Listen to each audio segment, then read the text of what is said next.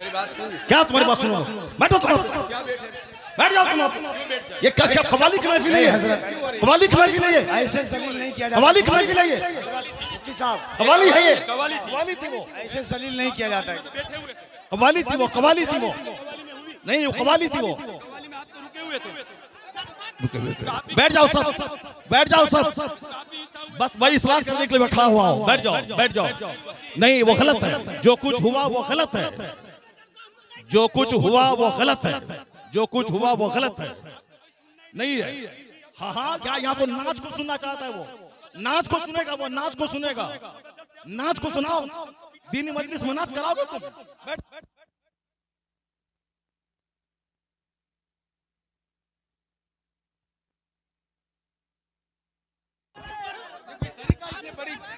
آپ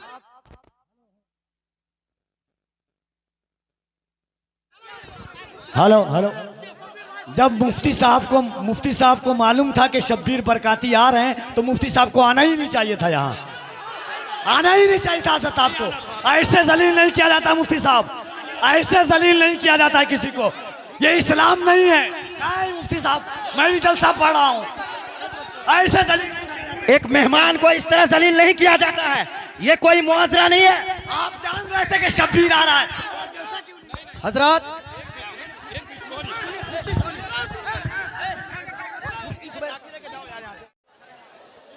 السلام علیکم ورحمۃ اللہ وبرکاتہ. نحمده ونصلي ونسلم على رسوله الكريم اما بعد فاعوذ بالله من الشیطان الرجیم. بسم اللہ الرحمن الرحیم. ان الدین عند اللہ الاسلام. صدق اللہ العظیم وصدق رسوله النبی الکریم ونحن على ذلك لمن الشاہدین والشاکرین والحمد للہ رب العالمین. سامعین و حاضرین سارے لوگ بیٹھ جائیں. جناب مولانا قسیم الدین صاحب نے بہت زبردست مجمع جمع کیا اور ہزاروں کی تعداد میں سارے لوگ آ گئے. بہار کو بدنام مت کرو. تمہیں معلوم ہے جن کا ہاتھ چوم رہے ہو تم، یہ گجرات میں جا کے تمہیں گالی دیں گے. سچ کہہ رہا ہوں میں. جن کا تم ہاتھ چوم رہے ہو، جن پر تم پیسے لوٹا رہے ہو، یہ گجرات میں جا کے تم کو گالی دیں گے. سمجھ رہے ہو تم؟ اگر اپنی عزت بچانا چاہتے ہو تو سب بیٹھ جاؤ. اگر تمہیں پورنیہ کی عزت پیاری ہے، سنیت کی عزت پیاری ہے، بہار کی عزت پیاری ہے، اپنے علماء کی عزت پیاری ہے تو سب بیٹھ جاؤ. سارے لوگ بیٹھ جاؤ. سب بیٹھو، سب بیٹھو، بیٹھ جاؤ. سارے لوگ بیٹھ جاؤ، بھاگو مت. تمہاری وجہ سے بریلی شریف میں ہم لوگوں کی بے عزتی ہو رہی ہے. تمہاری وجہ سے گجرات میں ہم بہاریوں کو گالی دی جا رہی ہے. تمہاری وجہ سے راجستھان میں ہم بہاریوں کی عزت مٹی میں ملائی جا رہی ہے. لوگ یہی بولیں گے کہ صاحب کئی لاکھ روپے کا جلسہ ہوا اور وہاں صرف شبیر برکاتی کی نعت سنی گئی اور سارے لوگ بھاگ گئے. اس کا مطلب بہار پورنیہ کے جلسے کا مطلب میلہ. تم سے زیادہ مجمع ہندوؤں کے مٹھ میں ہوتا ہے. تم بہت مست ہو کہ بہت بڑا مجمع ہو گیا. تمہیں معلوم ہے کہ تم سے بڑا مجمع ہندوؤں کے مٹھ میں ہوتا ہے، اس کے مندروں میں ہوتا ہے. درگا پوجا میں اس سے بڑا مجمع تھا، دیپاولی میں اس سے بڑا مجمع تھا، اور جہاں قوالی کی محفل ہوتی ہے وہاں اس سے بڑا مجمع ہوتا ہے. تو مجمع ہونے پہ زیادہ اترانے کی ضرورت نہیں کہ میرا جلسہ کامیاب ہو گیا. تمہارا جلسہ 100% فلاپ ہو گیا. یہ شہریار رضا قادری بول رہا ہے جو ہندوستان کے ہر خطے اور ہر شہر میں جا رہا ہے، اور میں کہہ رہا ہوں کہ 100% تمہارا جلسہ فلاپ. تم صرف قوالی سننے آئے تھے، وہی جو دن رات تم موبائل میں سنتے ہو وہی سننے کے لیے آئے تھے. اسی کا نام جلسہ ہے، اسی کا نام کانفرنس ہے، اسی کا نام سیرت کا جلسہ ہے. وہ تو ہم پھنس گئے مجمع میں، ہم بیٹھ گئے. مفتی زبیر صاحب بھی پھنس گئے جو مجمع میں بیٹھ گئے. ہم اپنی برأت کا اظہار کرتے ہیں جو کچھ ہوا. مفتی صاحب قبلہ بھی اپنی برات کا اظہار کرتے ہیں تاکہ کل مت بولنا کہ مناظر اہل سنت قاضی سیمانچل بیٹھے ہوئے تھے، ان کے سامنے مجرا ہو رہا تھا. ہم لوگ اس سے بری ہیں. اگر راستہ ہوتا نکلنے کا تو ہم نکل گئے ہوتے، وہ راستہ نہیں تھا، بھیڑ کی وجہ سے ہم کچل جاتے، اس لیے ہم نہیں نکلے، مفتی صاحب بھی نہیں نکلے. باقی جو کچھ ہوا ہم اس سے بری ہیں. کل مت کہنا کہ مولانا شہریار بیٹھے ہوئے تھے، ان کے سامنے مجرا ہوا. یہ کیا چیز ہے؟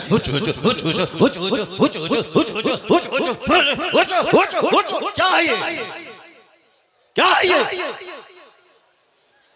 تم لوگ کل دیوبندی ہو جاؤ گے، میں دعوے سے کہتا ہوں. اور دیوبندی کل مذاق اڑائے گا پورنیہ کا. تمہیں معلوم ہے کہ آس پاس میں سارے غیر مقلد ہیں، یہ سب کل مذاق اڑائیں گے بریلویوں کے جلسے کا. کہیں گے بریلویوں کا جلسہ یہ ہوتا ہے، بریلویوں کا جلسہ یہی ہوتا ہے. کیا چیز ہے؟ کیا یہ ناتخوانی ہے؟ یہی ناتخوانی ہے. یہ ایکو ہٹا دو، اس کے بعد کیا؟ ایکو تم ہٹا دو، میرے مدرسے کا بچہ اس سے اچھی نعت پڑھتا ہے، عربی کالج کا بچہ اس سے اچھی نعت پڑھتا ہے. یہ ہچڑ کا نام ناتخوانی ہے. کیا کیا تم نے؟ سنیت کو بدنام کیا، بریلویت کو بدنام کیا، مسلک اعلیٰ حضرت کو بدنام کیا. رات کے کتنے بج رہے ہیں؟ 2:10. کتنے بج رہے ہیں؟ ٹائم دیکھو تم. رات کے 2:10 ہو رہے ہیں. 2:10 ہو رہے ہیں. معلوم ہے کیا ہوا اس میں؟ پبلک کا چندہ اسی لیے ہو رہا ہے. بیٹھ جاؤ. اگر بہار کی عزت پیاری ہے تو بیٹھ جاؤ. اگر پورنیہ کی عزت پیاری ہے تو بیٹھ جاؤ. یہ ڈانس کرنے کے لیے جلسہ ہوتا ہے، چندہ ہوتا ہے. بیٹھ جاؤ سب. نعت خوانی وہ نہیں ہے جو تم نے سنی ہے. نعت خوانی وہ نہیں جو تم نے سنی ہے. بھیڑ جٹانے کا نام جلسہ ہے کیا؟ بیٹھ جاؤ سب. اب اگر نعت تم نے سنی تھی، اس کو تم نے نعت کہا تھا اپنے حساب سے، تو تقریر کون سنے گا؟ قرآن کی بات کون سنے گا؟ حدیث کی بات کون سنے گا؟ اسلامی تعلیمات کے بارے میں کون سنے گا؟ اگر تم نعت سنے تھے، بیٹھے رہتے، تقریر سنتے، تب ہوتا کہ چلو بھائی پورنیہ کے لوگوں نے نعت بھی سنی اور تقریر بھی سنی. ابھی وہ بیٹھنے جا رہا ہے تو تم سب اٹھ کے بھاگ رہے ہو. تمہاری وجہ سے ہم لوگوں کی بےعزت اور بدنامی ہوتی ہے. بہاری ایک گالی بن کے رہ گیا ہے. جیسے کاروبار کے اعتبار سے سارے لوگ یہاں سے بھیڑ لگاتے ہیں پنجاب دلی میں، وہ تو الگ بات ہے. مذہبی طور پر بھی بہاری ایک گالی ہے. جس کا ہم ہاتھ چومتے ہیں، جس کا ہم پیر چومتے ہیں، وہ ہمارے جلسوں کی حرکتوں کو بیان کرتے ہیں. وہاں تقریر نہیں ہوتا. ابھی میں 4 دن پہلے حیدرآباد میں تھا، وہاں میری 2 گھنٹے کی تقریر ہوئی. ایک بندہ نہیں اٹھا. سارے لوگ غور سے تقریر سنتے رہے. پولیس والے کھڑے ہو کے تقریر سنتے رہے، جبکہ وہاں کوئی پرمیشن نہیں تھا. لیکن وہ سارے لوگ غور سے اسلام سنتے رہے، اسلام سیکھتے رہے. یہ ہے تقریر، یہ ہے مسلمانوں کا اسلامی جذبہ. یہ کیا ہے؟ بس ہچڑ سنے اور بھاگ گئے. یہ کوئی طریقہ ہے کیا؟ یہ کوئی طریقہ ہے کیا؟ یہی نعت ہو گئی کیا؟ نہیں، میں اس سے بری ہوں. میں قطعاً کبھی نہیں پسند کرتا ہوں اس طرح کی نعت خوانی کو. جو کچھ ہوا غلط ہوا. اب اگر ذرا بھی غیرت موجود ہے تو بیٹھ کر کے تھوڑی دیر تقریر سن لو، قرآن حدیث کی بات سن لو. اور سارے لوگ زور سے بولیں، دروشی پڑھیں. اللہم صلی علی سیدنا و مولانا محمد معدن الجود والکرم وآلہ وبارک وسلم صلاۃ و سلاما علیک یا رسول اللہ. اس طرح کی مجلسوں سے جب قرآن پاک کی تلاوت ہوتی ہے، قرآن پاک کی تلاوت ہونی چاہیے 1 گھنٹہ، تاکہ مسلمانوں کا سینہ ہل جائے، ان کی آنکھیں آنسو بہائیں. یہاں قرآن پاک کی تعلیم کے لیے مدرسہ قائم ہوتا ہے. مدرسے کے جلسے میں قرآن پاک کی تعلیم پہ فوکس دیا جاتا ہے. تو ہمارے جلسے بھی اسلامک انوائرمنٹ میں ہوتے ہیں. یہاں مصطفیٰ کی حدیث سنائی جاتی ہے. یہ بتا دیں کہ تم لوگ یہاں کیا سننے کے لیے آئے تھے؟ یہ ننگے سر کیوں آئے تھے؟ کیا کرنے آئے تھے؟ صرف شبیر برکاتی کو سننے آئے تھے؟ یہاں جس کے صاحب مرتبے کا یہ عالم ہے کہ بڑے بڑے علماء جن کا ہاتھ چومتے ہیں، ان کی کوئی عزت نہیں ہے، اور تم صاحب ایک دنیادار آدمی کی نعت سن رہے ہو. تمہیں معلوم ہے تمہیں کیا سب ہو رہا ہے؟ تقریر سنو، حدیث سنو، اور اپنے اسٹیٹ اور اپنے ڈسٹرکٹ کو بدنام مت کرو. یہ جلسہ ہے، قوالی کی محفل نہیں ہے. یہاں قرآن پاک کی تلاوت ہوتی ہے. آدھا گھنٹہ تک قرآن پاک کی تلاوت ہونی چاہیے. سرکار دو جہان السلام کی حدیث پاک کی روایت ہونی چاہیے، اسلامی تاریخ بیان کرنی چاہیے۔ اب جلسہ شروع ہو رہا ہے، یہاں سے غور سے سنو۔ اللہ تبارک و تعالی ہم کو اور آپ کو سارے مسلمانوں کو جلسے کی قدر کرنے کی توفیق عطا فرمائے۔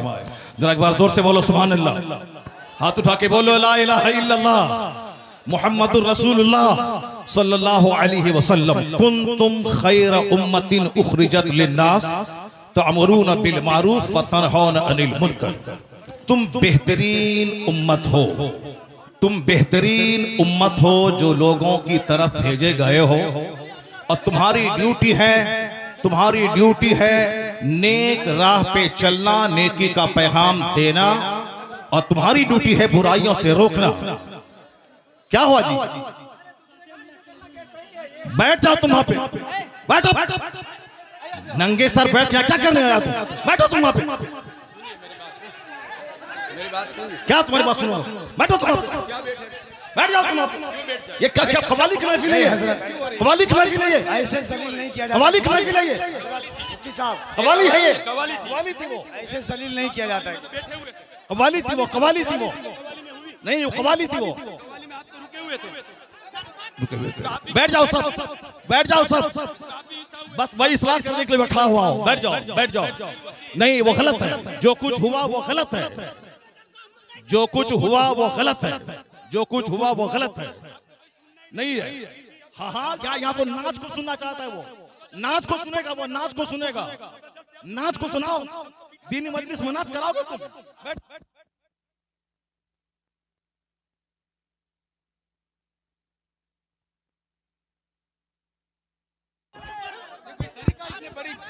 آپ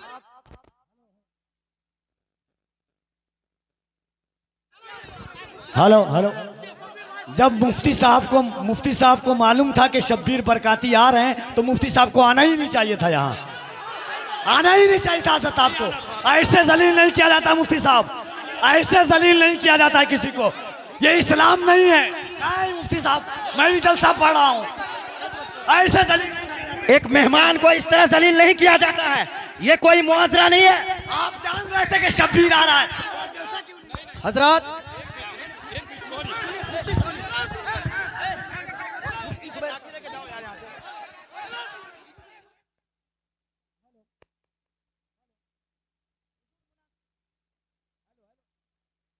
ہلو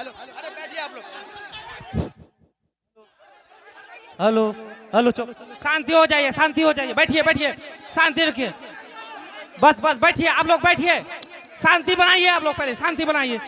ہلو مائک آپ لوگوں کے بیچ علامہ توصیف رضا صاحب اسٹیج پہ ہیں، کم سے کم اس بات کا خیال رکھیے۔ توصیف ملت آ چکے ہیں۔ نعرہ تکبیر، نعرہ رسالت، آمد حضور توصیف ملت، آمد حضور توفیق ملت، نبی اعلیٰ حضرت شہزاد حضور ریحان ملت، عشق محبت عشق محبت عشق محبت عشق محبت، اعلیٰ حضرت آمد حضور توصیف ملت، زندہ باد، آمد حضور توصیف ملت، زندہ باد، مسلک اعلیٰ حضرت، زندہ باد، مسلک اعلیٰ حضرت، زندہ باد، گل گلزار رضویت، زندہ باد، نبی اعلیٰ حضرت، زندہ باد، مرکز اہل سنت بریلی شریف۔ زندہ باد۔ معذرت کے ساتھ جتنے لوگوں نے کیمرے میں ویڈیوز کو قید کیے ہو، خدا کے واسطے اگر آپ مسلمان ہیں، کوئی بھی یوٹیوبر یا کسی کے موبائل فون میں اگر یہ ویڈیو ابھی کی بنی ہے، خدا کے واسطے اعلیٰ حضرت کے بیٹے کے سامنے آپ سبھی حضرات ویڈیو کو ڈیلیٹ کریں، خدا کے واسطے۔ اگر کوئی بھی مسلمان یہاں پر بھائی ویڈیو بنائے، یہ بیٹھ جائیے۔ السلام علیکم۔ یہ جلسہ آپ نے بڑے محنت و کاوش سے دین کی ترقی و بقا اور استحکام کے لیے علماء اہل سنت کو ان کے بیانات کو سننے کے لیے، اپنے ایمان کی اصلاح کے لیے آپ نے یہ جلسہ سجایا، اور اگر آپ ہی لوگ یہ سب کام کریں گے، اس طریقے سے افراتفری اور انتشار پیدا کریں گے، تو یہ جلسہ مولانا نے سجایا بڑی محنت و کاوش سے، اس جلسے کا کیا ہوگا؟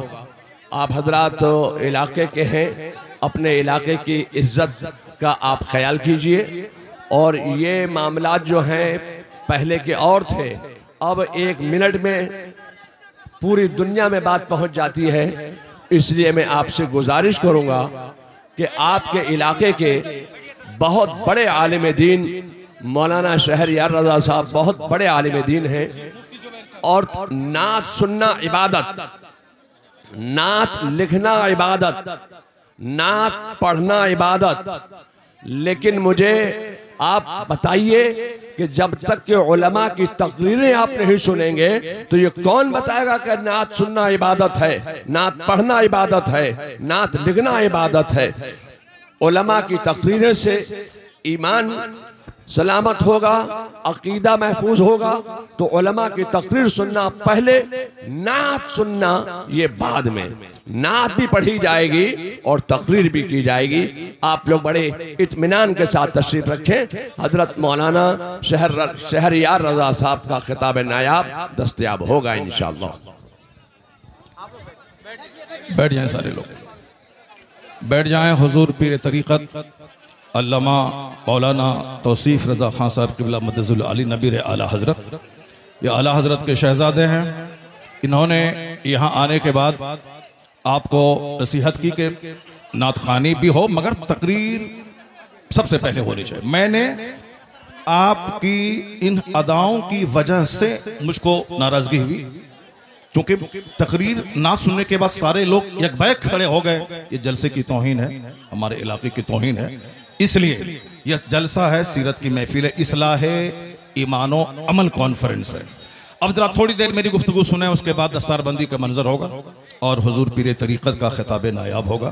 اللہ تبارک و تعالی ہمارے علاقے کے سارے مسلمانوں کو اپنے علماء کی قدر کرنے کی توفیق عطا فرمائے۔ میں نے کہا تھا نا کہ ہماری بے عزتی ہوتی ہے، ہماری توہین ہوتی ہے، ہمارے جلسے کا وقار مجروح ہوتا ہے۔ ہم لوگ چاروں طرف سے گھرے ہوئے ہیں بدعقیدوں کے بیچ میں، ہمارا کل مذاق اڑایا جائے گا، ہمارے جلسے کا مذاق اڑایا جاتا ہے، تو ہمیں صرف آپ کی ان اداؤں کی وجہ سے تکلیف ہوتی ہے کہ میں نے کہا نا کہ جس طرح آپ نے نعت سنی تھی اسی طرح بیٹھ کے آپ 1 گھنٹے کی تقریر سن لیتے، تاکہ پورے ہندوستان کے لوگ جانتے کہ وہاں نعت بھی سنی جاتی ہے اور تقریر بھی ہوتی ہے۔ اب ذرا غور سے سنیے، ہمارے تعلق سے قرآن شریف میں کہا گیا ہے کہ کنتم خیر امہ، تم بہترین امت ہو، لوگوں کی طرف بھیجے گئے ہو، تمہاری ڈیوٹی ہے خود نیک بننا، دوسروں کو نیک بنانا، تمہاری ڈیوٹی ہے خود برائیوں سے بچنا، دوسروں کو برائیوں سے بچانا۔ یہ ہماری کوالٹیز کو قرآن شریف میں بیان کیا گیا ہے کہ you are the best community, تم بہترین امت ہو۔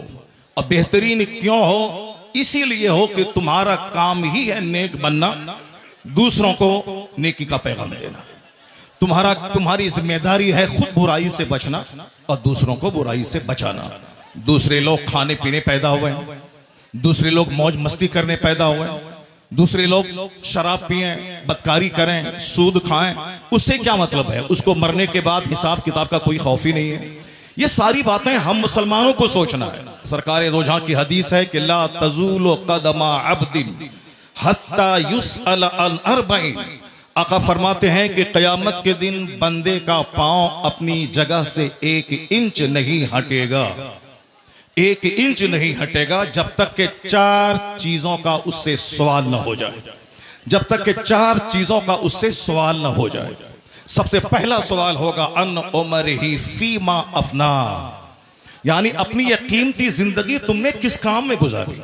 یہ تو ہر مسلمان کو سمجھنا ہوگا کہ ہم اپنا بہومولیہ جیون سر سے لے کے پاؤں تک مہاسنکھوں روپے سے زیادہ قیمتی پارٹس اللہ نے دیے۔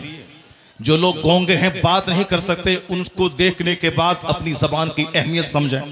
جو لوگ اندھے ہیں دیکھ نہیں سکتے، ان کو دیکھنے کے بعد اپنی آنکھ کی اہمیت سمجھیں۔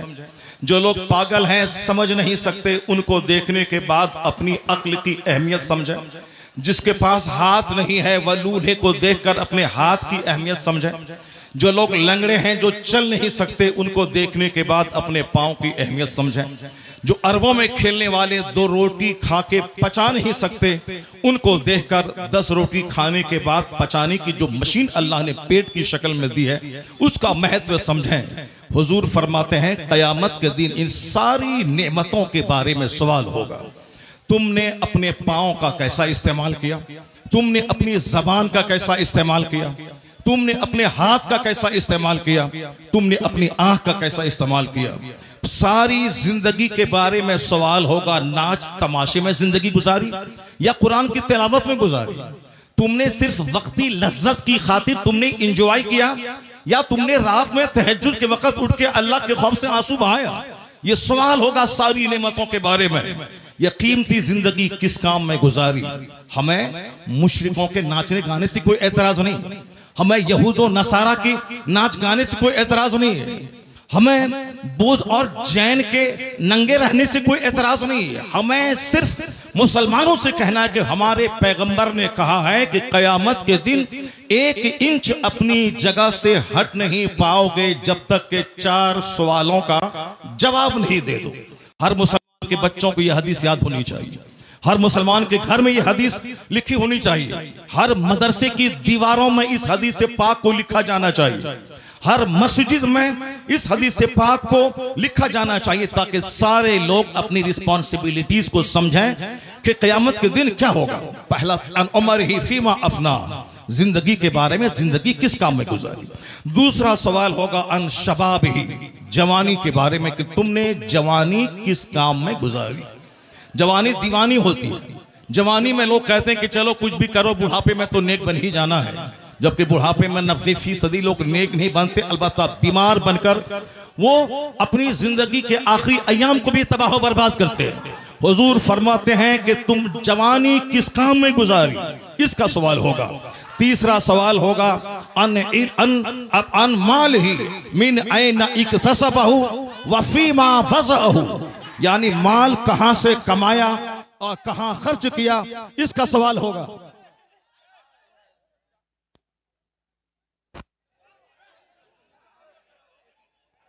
چلو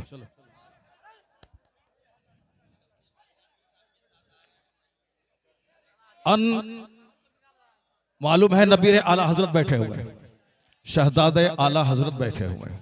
ادب کرنا، ڈسپلین، یہ ہمارا فرض ہونا چاہیے۔ مائک کی آواز دو، مائک کی آواز دو، حضرت کہہ رہے ہیں کہ آپ بولتے رہیے۔ بیٹھ جاؤ بیٹھ جاؤ بیٹھ جاؤ بیٹھ جاؤ بیٹھ جاؤ۔ حضور فرماتے ہیں کہ مال کے بارے میں سوال ہوگا۔ اب مال ہی من این اکتسبہ وفیما وضعہ، تم نے مال کہاں سے کمایا، کس راستے میں خرچ کیا، یہ سوال قیامت کے دن ہوگا۔ چوتھا سوال ہوگا جو کچھ تم نے جانا، جو کچھ تم نے خطاب کے ذریعے سنا، جو کچھ تم نے پڑھا، اس پر کتنا عمل کیا۔ یہ بنیادی باتیں ہیں، ہر مسلمان کو معلوم ہونا چاہیے۔ نماز پڑھنا فرض اعظم ہے، یہ ہر مسلمان کو معلوم ہونا چاہیے۔ روزہ رکھنا بہت بڑا فرض ہے، ہر مسلمان کو معلوم ہونا چاہیے۔ جلسہ کرنا فرض نہیں ہے، وہ تو دینی تعلیم کا ایک ذریعہ ہے کہ رات بھر میں نے، سال بھر میں نے کیا کیا، بس اسی ہماری کارکردگی کو لوگوں کے سامنے رکھ دینا ہے کہ ہم نے سال بھر تک آپ کی زکوٰۃ، آپ کے خیرات، آپ کی خیرات، آپ کے صدقات کا کیا ہم نے استعمال کیا۔ وہ اسی لیے ہے، صاحب نعت پاک پڑھنا اسی لیے ہے تاکہ ہمیں مصطفیٰ سے محبت ہے، ورنہ صرف نعت پاک پڑھنا ہی ہماری غرض و غایت نہیں ہے۔ ہمارا مقصد حیات ہے اللہ کی عبادت کرنا۔ اللہ کی عبادتوں میں قیامت کے دن یہ سوال ہی نہیں ہوگا کہ تم نے نعت پڑھی یا نہیں پڑھی، سب سے پہلا سوال ہوگا۔ حضور فرماتے ہیں ان اول ما یحاسب بہ العبد یوم القیامت الصلاۃ، قیامت کے دن سب سے پہلا سوال نماز کا ہوگا۔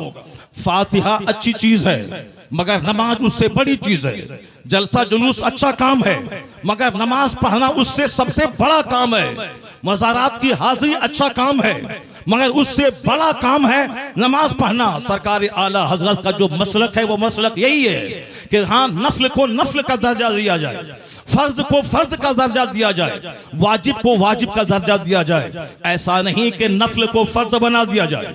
ایسا نہیں کہ صاحب جو غیر ضروری ہے اس کو ضروری کا درجہ دے دیا جائے. مسلک اعلیٰ حضرت یہی ہے کہ فاتحہ نفل ہے، نفل کی حیثیت ہو. جلوس نفل ہے، جلوس محمدی کی نفل کی حیثیت رہے. اور مزارات کی حاضری نفل ہے، اس کی حیثیت نفل آپشنل کی ہونی چاہیے. سب سے پہلا جو فرض اعظم ہے وہ نماز ہے. فرض اعظم نماز ہے. دوسرا سب سے بڑا فرض وہ روزہ ہے. ایک فرض اعظم زکوٰۃ ہے، ایک فرض حج ہے. یہ بیسک چیزیں ہیں. قیامت کے دن سوال نماز کا ہوگا، قیامت کے دن سوال روزے کا ہوگا، قیامت کے دن سوال حج کا ہوگا، قیامت کے دن سوال زکوٰۃ کا ہوگا، قیامت کے دن سوال اخلاق کا ہوگا، قیامت کے دن سوال فرائض و واجبات کا ہوگا. نوافل کا سوال نہیں ہوگا. اگر نوافل فرض کے ساتھ مل جائیں تو پھر اس کا درجہ اور بلند ہو جائے گا. لیکن فرض کو چھوڑ کر نفل بے وزن ہے. فرض کو چھوڑ کر نفل خسو خاشاک کی طرح ہے. تو جو کہتا ہے کہ فاتحہ حرام ہے وہ مس گائیڈ ہے. جو کہتا ہے کہ جلوس محمدی حرام ہے وہ گمراہ ہے. جو کہتا ہے کہ اولیاء و صالحین کے آستانے پہ جانا ضروری نہیں ہے، فرض واجب نہیں ہے، وہاں جانا گناہ ہے، ناجائز ہے، وہ بھی گمراہ ہے. اور جو یہ کہتا ہے کہ صرف نماز پڑھیں، درگاہوں پہ جانا نہیں، وہ بھی مس گائیڈ ہے. اور جو یہ کہتا ہو کہ صرف فاتحہ پڑھیں نماز ضروری نہیں ہے، صرف جلسہ کریں نماز ضروری نہیں ہے، صرف نعت پڑھیں نماز ضروری نہیں ہے، صرف صاحب قوالی کریں نماز ضروری نہیں ہے، وہ بھی مس گائیڈ ہے. بیچ کا راستہ ہے مسلک اعتدال اور مسلک اعلیٰ حضرت کہ پہلے فرض ادا ہوگا پھر نفل ادا ہوگا. یہاں نماز بھی ادا ہوگی، نیاز بھی ادا کی جائے گی، نماز بھی پڑھی جائے گی، مزارات پہ حاضری بھی ہوگی، نماز بھی پڑھی جائے گی، جلوس محمدی بھی نکالا جائے گا. یہ فرض اور نفل یا دونوں مل کر سیدھا راستہ جنت الفردوس لے کے جائے گا. نعرہ یہی مسلک اعلیٰ تکبیر، حضرت ہے. نعرہ رسالت. یہی مسلک اعلیٰ حضرت ہے. اسی کا نام مسلک اہل سنت و جماعت ہے. کل کوئی بدعقیدہ یہ نہیں بولے کہ اتنے روپے بڑا جلسہ ہوا، نماز کی بات نہیں ہوئی. میں نماز کی وکالت کرتا ہوں کہ نماز کے بغیر جلسہ بے وزن ہے، نماز کے بغیر فاتحہ بے وزن ہے، نماز کے بغیر صاحب جلوس محمدی بے وزن ہے. اس لیے کہ کوئی نفل قبول نہیں ہوتا. اعلیٰ حضرت نے لکھا ہے جب تک کہ فرض نہ ادا ہو. 1 کروڑ روپے کی مسجد کوئی تعمیر کرے یہ نفل ہے، اور زکوٰۃ کا 100 روپیہ اگر کسی پہ فرض ہے تو وہ فرض ہے. اعلیٰ حضرت فاضل بریلوی لکھتے ہیں کہ جب تک وہ زکوٰۃ ادا نہیں ہوگی کوئی نفل خیرات قابل قبول نہیں ہوگا. اس کا مطلب یہ نکلا کہ جلسہ نہیں ہوگا، ایسا نہیں. جلسہ بھی ہوگا، نماز پہلے ہوگی، جلسہ بعد میں ہوگا. نماز پہلے ہوگی، فاتحہ بعد میں ہوگی. نماز پہلے ہوگی، نعت بعد میں پڑھی جائے گی. اعلیٰ حضرت سے کسی نے پوچھا تھا حضور رمضان میں تراویح کی نماز سناتا ہوں، پڑھاتا ہوں، تراویح پڑھاتا ہوں، رمضان میں روزے رکھتا ہوں، قرآن شریف کی تلاوت کرنی پڑتی ہے، کیا میں روزہ چھوڑ سکتا ہوں؟ اعلیٰ حضرت نے کتنا اچھا جواب دیا. کہا بہت سارے لوگ ہیں جو روزہ بھی رکھتے ہیں اور قرآن پاک بھی سناتے ہیں. البتہ رہی بات کہ جو قرآن روزہ رکھ کر قرآن نہیں سنا سکتا ہے اس کو معلوم ہونا چاہیے کہ تراویح کی نماز فرض نہیں ہے، تراویح کی نماز واجب بھی وتر کی طرح نہیں ہے. تراویح کی نماز سنت موقدہ ہے. اگر کسی نے پڑھا تو فرض چھوڑنے کے برابر، کسی نے نہیں پڑھا فرض چھوڑنے کے برابر گناہ نہیں ہوگا. جماعت سے نماز پڑھنا یہ کیا ہے؟ موقدہ علی الکفایہ ہے. اگر جماعت مسجد میں تراویح کی ہو گئی اور پھر سارے لوگ اپنے گھر میں کچھ لوگ پڑھ لیے، گھر میں پڑھنے والا مجرم نہیں ہوگا. لیکن اگر ظہر کی جماعت چھوڑ دیا وہ مجرم ہوگا. کہتے ہیں کہ جو چیز فرض ہے روزہ اس کو چھوڑ کر یہ تراویح کی بات کر رہا ہے. بہتر یہی ہے کہ وہ تراویح اگر نہیں سنا سکتا ہے علم ترا کیفہ سے لے کے قل برب الناس تک اس کو پڑھ کے اپنی تراویح پڑھ لے مگر روزہ نہ چھوڑے، کیونکہ روزہ فرض ہے، تراویح کی نماز سنت ہے. یہ فرض کو فرض سمجھا جائے، نفل کو نفل سمجھا جائے. جنون اور مجنون بن کے یہ نہ بتایا جائے جلسے اور جلوس اور اپنے عالموں کی توہین نہیں کی جائے. ہماری سب سے بڑی وڈمبنا یہی ہے کہ ہم لوگ غیر ضروری کو ضروری سمجھتے ہیں. اللہ پر وشواس کریں. اللہ رب العزت ہی عزت دینے والا، وہی بندوں کو ذلیل کرنے والا، وہی مدرسوں کو ترقی دینے والا، وہی لوگوں کے دلوں میں اللہ ہی محبت ڈالنے والا ہے. بے شمار لوگوں نے بڑے بڑے جلسے کیے، مدرسے میں تعلیم نہیں ہوئی، وہ مدرسہ اجڑ گیا. میں نے مختصر سی زندگی میں اس کو دیکھا ہے. لیکن جن لوگوں نے محنتیں کی، 5 سال کے بعد جلسہ کیا، اور اگر اچھے عالم، اچھے حفاظ انہوں نے دیا، اس کے پاس بچوں کے رکھنے کی جگہ نہیں ہے. اتنے بچے ہیں کہ وہ رکھ نہیں سکتا ہے. اصل کوالٹی علم کی ہے، اصل کوالٹی ہے آپ بچوں کو اچھی تعلیم دیجئے، ایجوکیشن دیجئے، نہ کہ بہت بڑی بھیڑ بھاڑ جھجا کر کے اور اپنے مدرسے کو فروغ دیے. مدرسہ فروغ پاتا ہے علم سے. میں تمام سنی مدارس کے لوگ ذمہ داروں سے کہتا ہوں، تعلیم پہ فوکس دیں، درسگاہ پہ فوکس دیں، اچھے عالم کو رکھیں، اچھے حفاظ کو رکھیں. اگر ایک بچہ فارغ ہوا، اگر صحیح ڈھنگ سے قرآن سنایا، تو سارے لوگ یہی کہیں گے یہ بتا دے تو کس مدرسے میں پڑھا ہے، وہ تیرا استاذ کون ہے. یعنی وہی ایک بچہ آپ کا سب سے بڑا پرچارک ہو جائے گا. وہی ایک بچہ آپ کے مدرسے کی خوبیوں کو دوسروں کے سامنے ایگزیبیشن کرنے والا ایک زبردست علمبردار ہو جائے گا. آپ نے 10 بچوں کو آپ نے نکال دیا اور کوالٹی اس میں نہیں ہے، وہ جہاں بھی جائیں گے مدرسوں کو بدنام کریں گے کہ کس استاذ نے تجھ کو پڑھایا ہے، کس مدرسے میں تم نے پڑھایا ہے.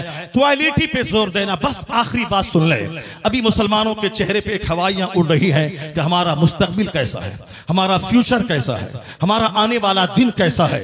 آپ کو میں یقین دلاتا ہوں کہ اسلام کا آنے والا دن اتنا سنہرا ہے کہ کوئی دن ایسا نہیں گزرتا جس دن کوئی پڑھا لکھا آدمی کلمہ پڑھ کے مصطفیٰ کا غلام نہ بنتا ہو. کوئی دن ایسا نہیں گزرتا جس دن امریکہ جیسے ہائیلی کوالیفائیڈ اور ترقی یافتہ ملک کا کوئی ایک دانشور کلمہ پڑھ کے مومن نہ ہوتا ہو. یا جوش میں یہ باتیں نہیں بولی جاتی ہیں، بلکہ یہ باتیں دلائل اور پروف کے ساتھ کی جاتی ہیں. آپ اگر پڑھے لکھے آدمی ہیں، ہمارے بچے اسکول کالج میں پڑھتے ہیں، میں ان بچوں کو کہتا ہوں، ایک نام آپ نے سنا ہوگا جان ڈی راک فیلر کا. ہمارے شیخ بیٹھے ہوئے ہیں، شیخ کا دورہ لندن ہوتا ہے، ہمارے حضرت کا دورہ امریکہ ہوتا ہے، ہمارے حضرت کا دورہ افریقہ ہوتا ہے. وہ ساری دنیا کے حالات سے باخبر ہیں. میں اپنے شیخ کو کہتا ہوں کہ جان ڈی راک فیلر وہ دنیا کا سب سے پہلا ارب پتی. آج کی تاریخ میں بے شمار ارب پتی ہیں، ٹاٹا، برلا، جندل، متل، اڈانی، امبانی، یہ سارے کے سارے ارب پتی ہیں. لیکن جان ڈی راک فیلر وہ دنیا کا سب سے پہلا امریکہ کا ارب پتی، بلینئر، ملینئر نہیں بلینئر، یعنی ارب پتی جن کے پاس کھربوں کی دولت تھی. 53 سال کی عمر میں وہ کھرب پتی بیمار ہو گیا. بیمار ہونے کے بعد اب ان کو لگا کہ اب جیسے کہ میں مر جاؤں گا.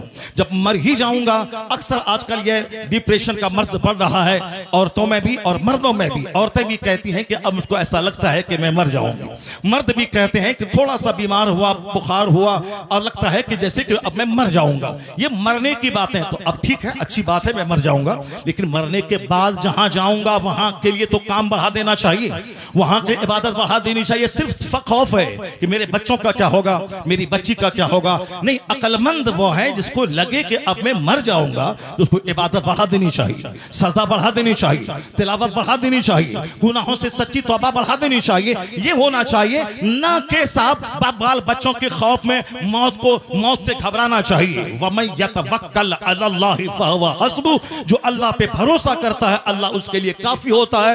قرآن میں آیا ہے لا تقتلوا اولادکم خشیۃ املاق، غریبی کے ڈر سے بچوں کو قتل مت کرو، میں تجھے بھی روزی دیتا ہوں، تیرے بچوں کو بھی روزی دوں گا. روزی دینے والا اللہ ہے. وہ امریکہ کا کھرب پتی، اس نے سوچا کہ اب جب مجھ کو مر ہی جانا ہے تو اب کیوں نہیں صدقات و خیرات کر کے میں مروں. اپنی دولت کا ایک بڑا پارٹ میڈیکل ایکسپرٹ کے خرچ پہ انہوں نے ڈونیٹ کیا کہ نئی بیماریاں اس کے علاج اور ٹریٹمنٹ دریافت کرنے کے پیچھے میری دولت کا ایک بڑا حصہ خرچ ہوگا. انہوں نے ایک اسکول بنوایا، غریبوں، مسکینوں، معذوروں، بیواؤں کے بچے اسکول میں پڑھیں گے، فری تعلیم. انہوں نے ایک بہت بڑا حصہ اپنی دولت کا ہاسپٹل پہ وقف کیا. یہاں غریبوں، مسکینوں، معذوروں، کم پیسے والوں کا علاج ہوگا. یعنی اپنے پیسے کو غریبوں کے لیے، سوشل ویلفیئر کے لیے، چیریٹی کے لیے انہوں نے دروازہ کھول دیا. اس کو ایسا محسوس ہوا 2-3 مہینے کے بعد کہ اندر سے اس کا کینسر کا زخم ہلکا ہو رہا ہے. یہ دا ٹائمز آف انڈیا جو ہندوستان کا انگریزی اخبار ہے، ہمارے بچے تو ایم اے کرنے کے بعد بھی ایک جملہ انگریزی نہیں بولتے ہیں. جس کو ہونا تھا ڈی ایم وہ چپراسی کی بھی نہیں بن پائے، جن کو ہونا تھا سائنٹسٹ وہ گلی کوچے کا دل پھینک عاشق بن گیا. امریکہ کا یہودی ایک منٹ کا صحیح استعمال کر کے دنیا کو مائکروفون دے، دنیا کو ہوائی جہاز دے، اور ہمارے وہ بچے جس کے پاس تھی میری ڈیم بننے کی، وہ صرف موبائل چلا چلا کر کے وہ بچے ہمارے گلی کوچے کے دل پھینک عاشق بن گئے، کسی قابل نہیں رہے۔ ایک بچہ ہندوستان کا اگر IAS آفیسر بنتا ہے تو 40 کروڑ مسلمانوں کا کلیجہ ٹھنڈا ہو جاتا ہے۔ وہ کما کے اپنے باپ کو دے گا مگر نام پوری مسلم سوسائٹی کا ہوتا ہے۔ ہماری میجورٹی ہمارے نوجوانوں کی موبائل چلا چلا کے ڈیم تو نہیں بنی، البتہ اپنی جوانی میں آگ لگا دی، اپنی سوچ اور فکر میں آگ لگا دی، اپنی صحت کو تباہ و برباد کر دیا، اپنے خاندان کی ناک مٹی میں ملا دی۔ موبائل کا استعمال ضرورتاً ہو، 24 گھنٹے اس میں گھس کے نہ رہے۔ ٹوائلٹ کا استعمال ضرورت ہو، 24 گھنٹے ٹوائلٹ میں گھسنے والا تباہ و برباد ہو جائے گا، صحت ختم ہو جائے گی۔ یہودی ایک ایک منٹ کو قیمتی سمجھتے ہیں تو ذلیل قوم دنیا میں سب سے مالدار قوم ہے۔ جبکہ نمازوں کی پابندی ہمیں وقت کی قدر سکھاتی ہے، جبکہ سحر اور افطار کا سسٹم وقت کی قدر سکھاتا ہے، جبکہ زکوٰۃ کا مینج ہمیں ایک ایک منٹ کو قیمتی سمجھنے کا پیغام دیتا ہے۔ 1 منٹ پہلے دانا حلال، 1 منٹ کے بعد دانا حرام، یہ ہمیں پنکچولیٹی سکھاتا ہے۔ مگر عقل رہے تب نہ ان باتوں پہ ہم غور کریں۔ ہمارے پاس تو غصہ بہت زیادہ ہے، ہمارے پاس جذبات بہت زیادہ ہے، ہمارے پاس چھوٹی فکری کی وجہ سے ہم جو لائق تھے اس لائق نہیں بن پائے۔ امریکہ کا کھرب پتی، انہوں نے دولتوں کا ایک بڑا حصہ اسکول پہ، ہاسپیٹل پہ، غریبوں کے راشن کے کٹ پہ اور میڈیکل ایکسپرٹ کی ٹیم بیٹھا کے تاکہ نئی بیماریوں کا علاج کھوج کرنے کے لیے وہ ٹیم خاص رہے۔ ان کو ایسا لگا جب سے وہ چیریٹی صدقات و خیرات کا کام شروع کیا، اندر سے اس کے بدن کا جو کینسر تھا اس کا مرض دور ہونے لگا۔ 4 مہینے کے بعد انہوں نے ٹیسٹ کروایا، اس کے اندر کا کینسر ختم ہو چکا تھا۔ اب وہ شخص دنیا والوں کو بتایا کہ دنیا والا گواہ رہے، دنیا والا گواہ رہے کہ چیریٹی سے بیماری کا علاج ہوتا ہے، صدقہ سے بیماری کا علاج ہوتا ہے، خیرات سے بیماری کا علاج ہوتا ہے۔ انہوں نے کہا خیرات سے بیماری کا علاج، بیماری کے علاج کے جتنے طریقے ہیں اس میں سب سے بڑا طریقہ یہ بھی ہے کہ چیریٹی اور خیرات سے بیماریوں کا علاج ہوتا ہے۔ صدقہ تو خیرات سے مریض صحت مند ہوتے ہیں، صدقہ تو خیرات سے مریض صحت یاب ہوتے ہیں، صدقہ تو خیرات سے مریض صحت یاب ہوتے ہیں۔ انہوں نے ساری دنیا کو بتایا۔ ہمارے شیخ آ گئے، ایک دوسرے شیخ کی آمد ہو گئی جو برکاتی خانوادے کے شیخ ہیں، وہ آ گئے اور شہزاد اعلی حضرت یہاں بیٹھے ہوئے ہیں۔ بس میری گفتگو ختم ہونے والی ہے، اس کو غور سے سنیں گے تو ہم پورے ہندوستان میں جاتے ہیں، پورے مسلمانوں کا درد سینے میں موجود ہے، کہاں کیا حالات ہیں وہاں اس حالات کا مشاہدہ کرتے ہیں۔ تو ہم اپنے غصے کے مظاہرے کے لیے نفس کی تذکیر کی خاطر نہیں دیتے ہیں، صرف ملت کے لیے، قوم کے لیے، مسلک کے لیے ہم اپنے لوگوں کے سامنے اپنی کمزوری بیان کرتے ہیں۔ ذرا غور سے سنیں، جب انہوں نے کھرب پتی نے کہا کہ میرا مرض اچھا ہوا، علاج کے جتنے طریقے ہیں، ایلوپیتھک، ہومیوپیتھک، صاحب جڑی بوٹی، آیوروید، سب طریقے ہیں علاج کے، مگر صدقہ تو خیرات علاج کا ایک زبردست طریقہ ہے۔ تو جو بات جان ڈی راک فیلر نے آج کہی، یہی بات مصطفیٰ نے 1400 سال پہلے کہی تھی کہ داؤ مرضاکم بالصدقہ وحسنوا اموالکم بالزکاۃ۔ مصطفیٰ نے کہا اپنے مریضوں کا علاج صدقہ کر کے کیا کرو۔ تو آج 1400 سال کے بعد امریکہ کا کھرب پتی اپنے تجربے سے دنیا کو بتایا کہ صدقہ سے ایک بیمار ٹھیک ہوتا ہے۔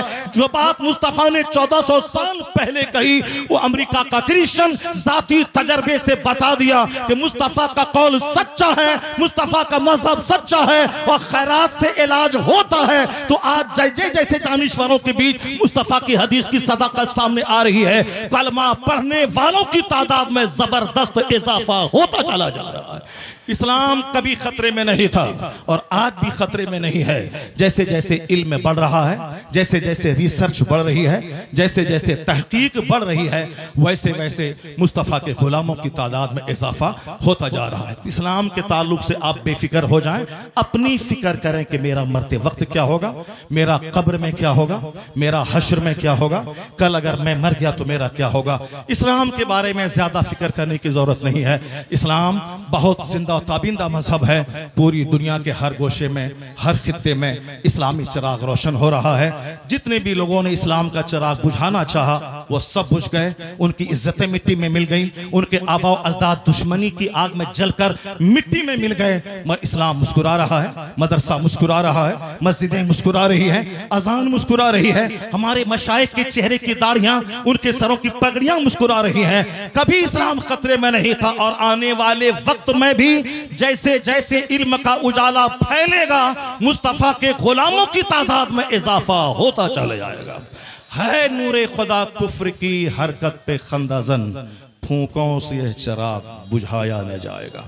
اللہ تبارک و تعالی مدرسہ غوثیہ سراج العلوم کو سلامت رکھے, مولانا قاسم الحق صاحب کو سلامت رکھے. ان کے مدرسے کی محبتیں علاقے کے سارے مسلمان کے دلوں میں عطا فرما دیں. یہاں کے سارے منتظمین, اراکین اور تمام پڑھنے والے بچے, سارے اساتذہ سبوں کو اخلاص کے ساتھ دینی خدمت کرتے رہنے کی توفیق عطا فرمائے. ہمارے شیخ کو اللہ لمبی عمر عطا فرما دے. اللہ تعالیٰ انہیں اور پوری دنیا میں گھوم گھوم کر مسلک اعلیٰ حضرت کی دھوم مچاتے رہنے کی توفیق عطا فرمائے. آمین. وآخر دعوانا ان الحمدللہ رب العالمین.